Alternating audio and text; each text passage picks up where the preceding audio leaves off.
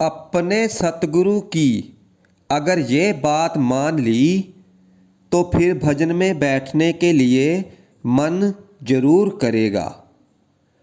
विनती की जा रही है कि भजन क्या है, तो भजन एक ऐसी प्रक्रिया है जिसके माध्यम से हम उस लोक जिसे गौलोक, स्वर्गलोक, सचखंड ऐसे ही कई अन्य नामों से जानते हैं। और यदि हम जीते जी उस लोक की सोझी रखना चाहते हैं, यदि हम चाहते हैं कि जीते जी हमें इस जीवन का रहस्य समझ में आए, हम यहाँ पर क्यों आए हैं, तो इसके लिए हमें भजन करने की ज़रूरत है। और यदि भजन में भी हम अपने सतगुरु के इसी स्वरूप के साथ जुड़े रहे तो फिर हमें सफलता हाथ नहीं लगेगी, क्योंकि हमें वहाँ पर हमारे सतगुरु का ये स्वरूप हमारी कोई मदद नहीं कर सकता। ये हमारे ख्याल को अपने स्वरूप के साथ ही जोड़ता चला जाएगा, नई नई कहानियाँ बनाता रहेगा। ये सही है कि फैला हुआ ख्याल सिमटा रहेगा, लेकिन उस लोक में जाने की हमारी कोई मदद नहीं कर सकता।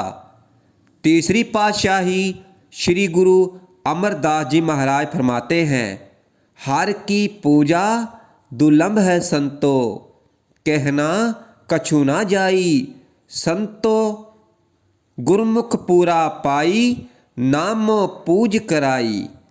आप जी फरमा रहे हैं कि उस हरि की पूजा दुर्लभ है।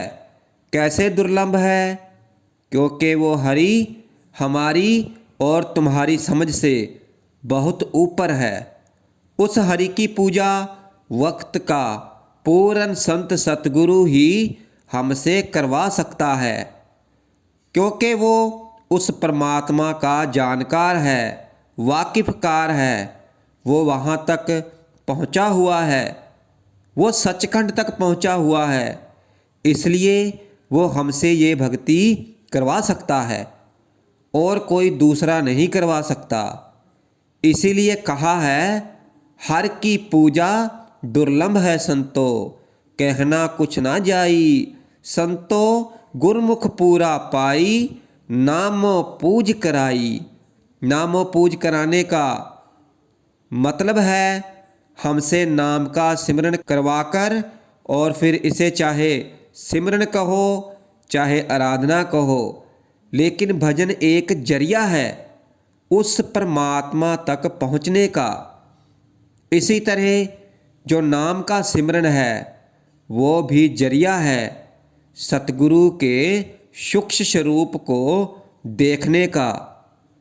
गुरु घर ने फरमाया है, थिर घर वैसो हर जन प्यारे, सतगुरु तुम्हारे काज संवारे।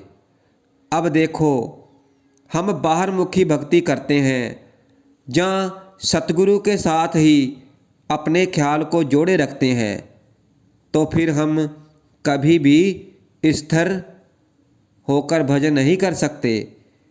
क्योंकि भजन के लिए तो हमें अपने आप को, अपनी हस्ती को पूरी तरह से ख़त्म करना पड़ता है।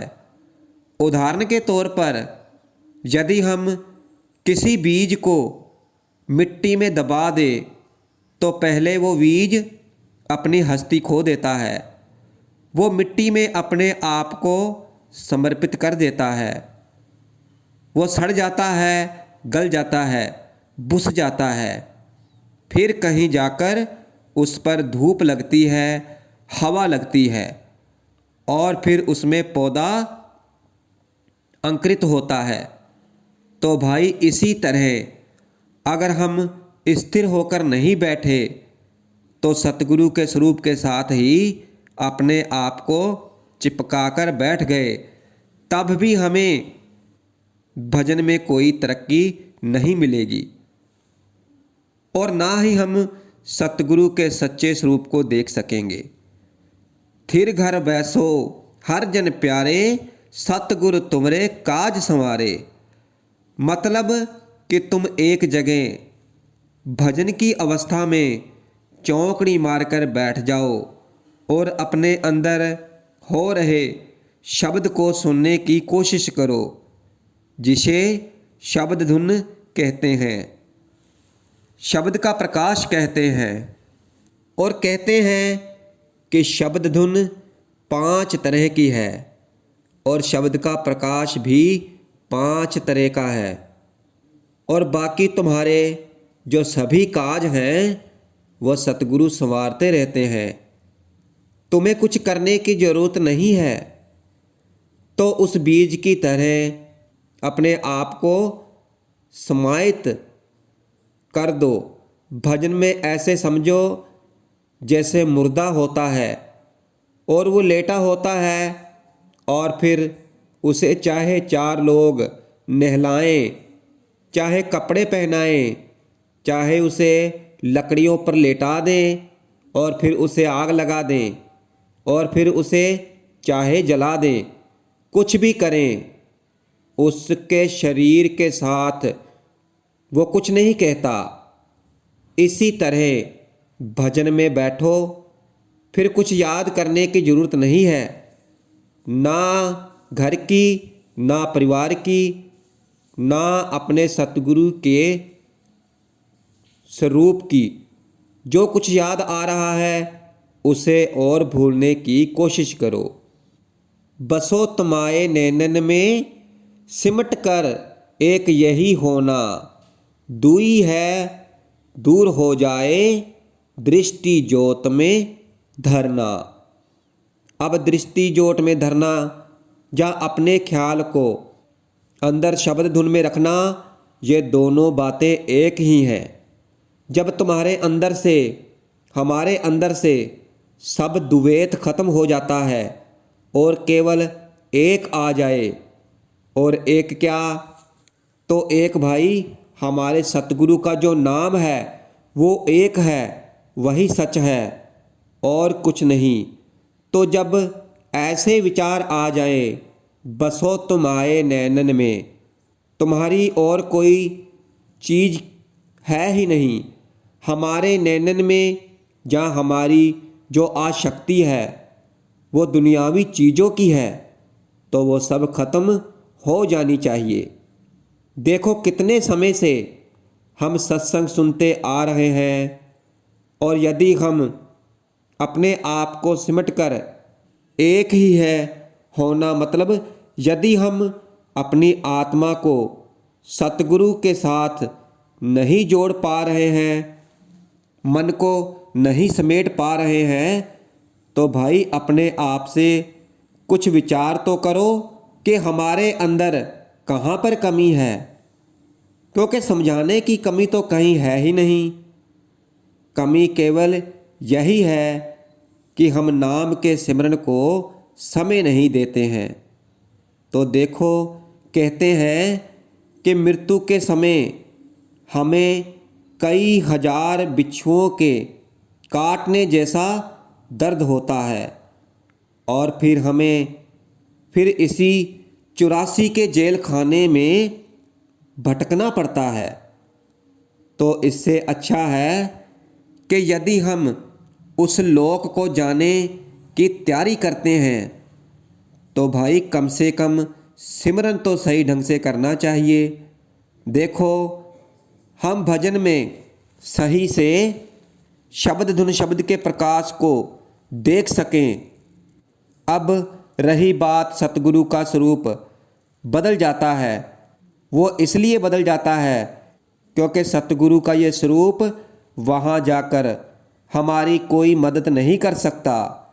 सतगुरु का जो सूक्ष्म स्वरूप है, जो कि प्रकाश का रूप ले लेता है, शब्द धुन का रूप ले लेता है, वो हमारी वहाँ पर मदद करता है। और ये जब अभ्यास करोगे तब अपने आप समझ में आ जाएगा। वैसे आपको लगेगा कि हम पढ़कर बोल रहे हैं, तो नहीं भाई, ये अभ्यास करोगे तब पता लगेगा। इसलिए अभ्यास जरूर करना चाहिए। तो भाई सतगुरु का जो स्वरूप है वो ज्योति में बदल जाता है, प्रकाश रूप में बदल जाता है। अब किन किन प्रकाशों का रूप ले लेता है और किन किन धुनों का रूप ले लेता है, ये तो जब आप स्वयं भजन करोगे तब खुद पाओगे।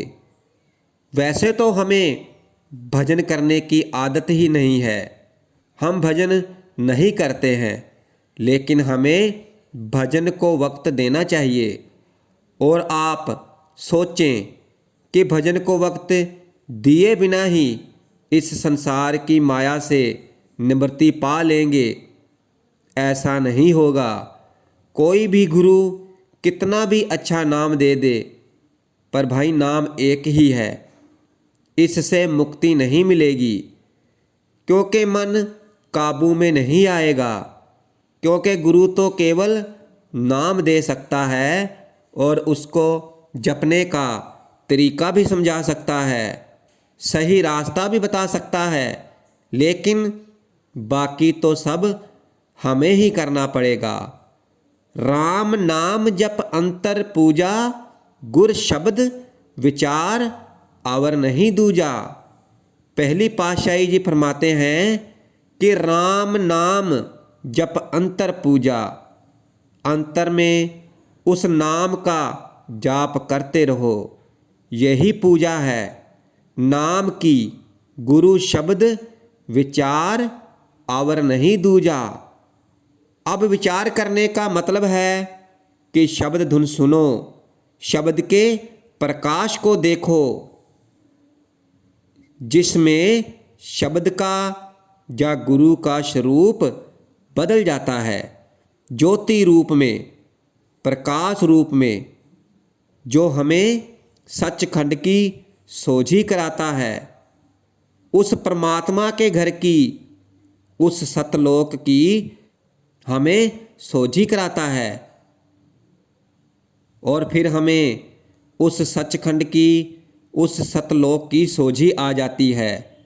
इसलिए भजन में जरूर बैठो और भजन में नागा मत डालो, और रोजाना बिन नागा भजन में बैठो, क्योंकि हमारे लेखे में केवल भजन ही लिखा जाता है।